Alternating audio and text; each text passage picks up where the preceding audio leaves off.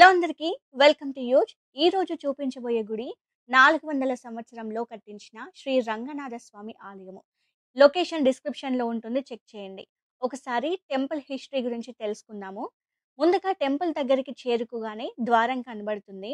ముందు గోపురం చాలా బాగుంటుంది, దానిపైన రంగనాథ స్వామి కనబడతారు.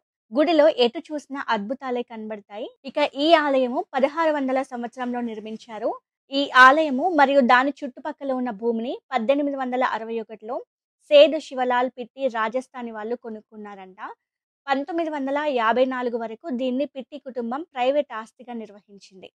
తర్వాత 1954లో సేద్ పన్నాలాల్ పిట్టి ఆలయాన్ని మరియు దాని ఆస్తిని ఇప్పుడు పిట్టి కుటుంబం నిర్వహిస్తున్న ట్రస్ట్కి అప్పగించారు. శ్రీ రంగనాథ స్వామి విగ్రహం ఒక నల్లని రాయి పైన చిన్నదిగా చక్కగా ఒకే రాయి పైన చెక్కారు. గర్భగుడిలో చూస్తే శ్రీదేవి మరియు భూదేవితో పాటు నీలాదేవి విగ్రహం కూడా కనిపిస్తుంది.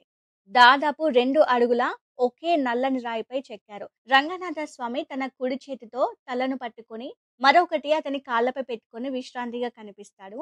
అతను తన ఎడమ చేతిలో శంకు మరియు అతని కుడి వైపున చక్రాన్ని పట్టుకున్నాడు. బ్రహ్మ తన నాభి నుండి కమలంలో కనిపిస్తాడు. దశావతారం రాతి పైభాగంలో చెక్కబడింది. రంగనాథ్ అందాన్ని చూస్తూ గంటల తరబడి కూర్చోవచ్చు అక్కడే. ఇక్కడ మరో విశేషం ఏంటంటే రాగితో చేసిన గోదాదేవి అంటే ఆండాలమ్మ విగ్రహం 100 సంవత్సరాల క్రితం ఆలయ ట్యాంక్ లో దొరికిందంట. ఇక్కడ ప్రతి పండుగ, ముఖ్యంగా బ్రహ్మోత్సవం సమయంలో సాంప్రదాయ పద్ధతిలో నృత్య కార్యక్రమాలు నిర్వహిస్తారు.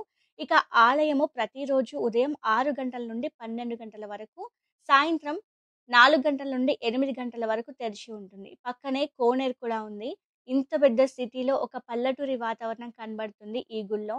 చాలా ప్రశాంతంగా అనిపించింది. ఇక్కడ పెద్ద పెద్ద చెట్లు, ఆ వాకిలి అద్భుతంగా అనిపించాయి. మీరు ఎన్ని టెంపుల్స్ ని చూసినా ఇలాంటి గుడిని అసలు చూసుండరు, అంత బాగుంది. ఇదన్నమాట ఈ గుడి చరిత్ర. ఈ వీడియో మీకు నచ్చితే ప్లీజ్ సబ్స్క్రైబ్ యూజ్ ఛానల్.